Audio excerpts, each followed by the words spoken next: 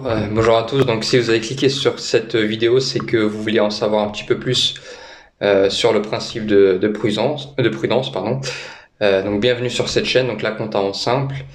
C'est une chaîne qui a pour but d'un petit peu de simplifier les thèmes qui sont autour de la comptabilité. Et aujourd'hui, on va aborder le principe de prudence. Donc c'est un principe qui est très important en comptabilité, si ce n'est le plus important.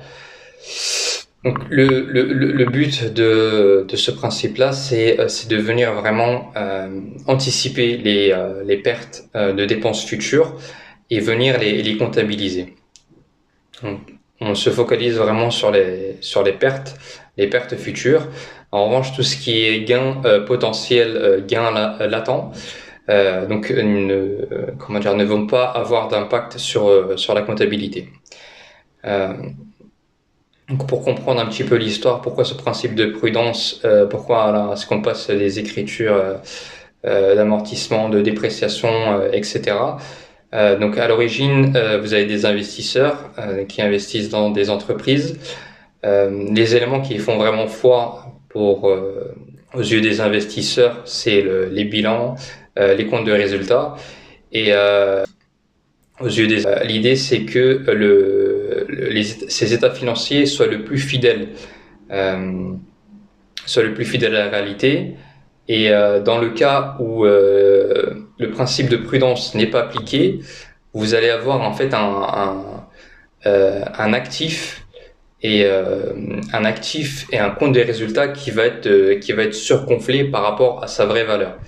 C'est par exemple le cas, donc je prends complètement le sujet à l'envers. Donc, mettons, je n'applique pas ce principe de prudence. Je décide que je n'anticipe pas les dépenses futures. Je ne tiens pas compte des dépréciations si j'ai des stocks, mettons par exemple. Je ne tiens pas en compte des amortissements qui sont des charges en fait. Mais pour les immobilisations.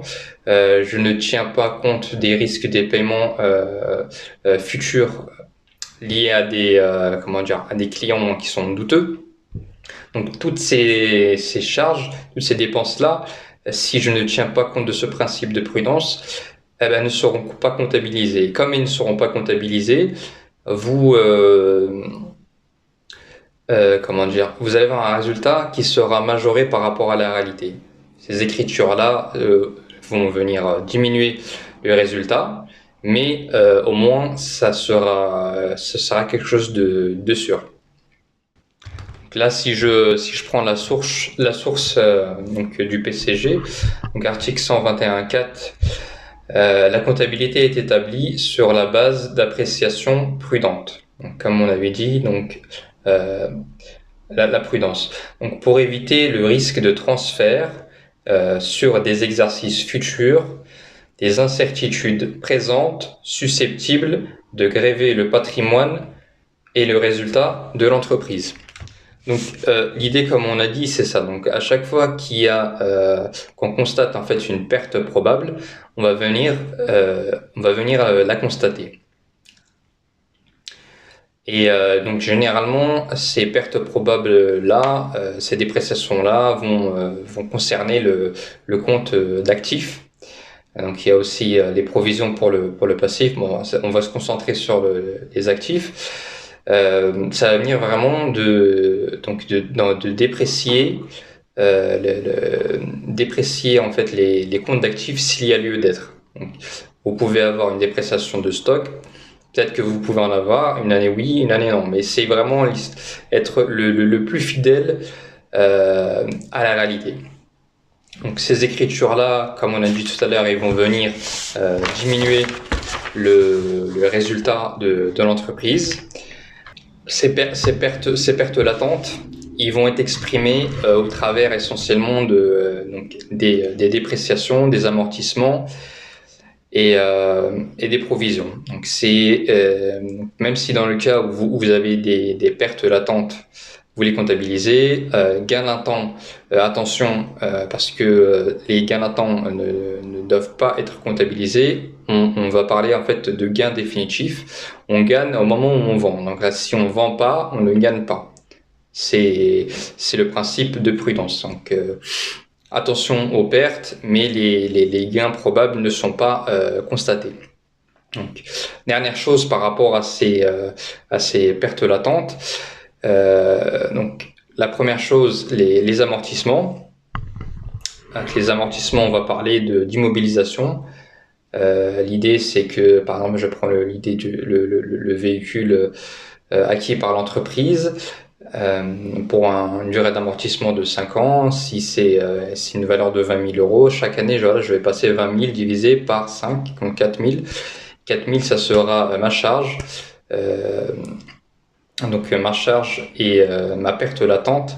Je n'attends pas de vendre le véhicule pour constater cette perte. Donc chaque année, je la comptabilise. Et donc si le véhicule doit être vendu, il se fera. Et à ce moment-là, voilà, est-ce qu'il y aura une plus-value ou pas? Ça, c'est autre chose. Donc là, ça c'est pour les immobilisations. Pour les dépréciations, ça concerne généralement les autres comptes que les comptes d'immobilisation, notamment les stocks, les créances et les titres. Donc c'est par exemple pour les titres, donc chaque année ça va être l'idée de, comme on a dit tout à l'heure, donc on va avoir un gain latent ou une perte latente qui engendreront des écritures en comptabilité ou pas. Pour les stocks, donc ça sera essentiellement des dépréciations, et les créances, c'est la même chose. Donc si vous avez des clients douteux, des personnels qui ne peuvent pas régler, etc., vous allez passer des charges en anticipation d'un risque potentiel de non-paiement. Et la dernière chose, ça va être les provisions pour risques et charges. Donc là, ça va être le passif, mais on a quand même des charges liées à ça. Enfin, je veux dire, des risques qu'on peut anticiper, notamment pour de risques et de dépenses qu'on peut anticiper, notamment pour les paiements des impôts, les amendes, si vous renouvelez des immobilisations. Donc on a aussi ce genre de dépenses là. Donc, ça c'est grosso modo les trois types enfin, je veux dire, les trois types d'écriture qu'on va retrouver dans ce principe de prudence. Ça c'est des écritures d'inventaire.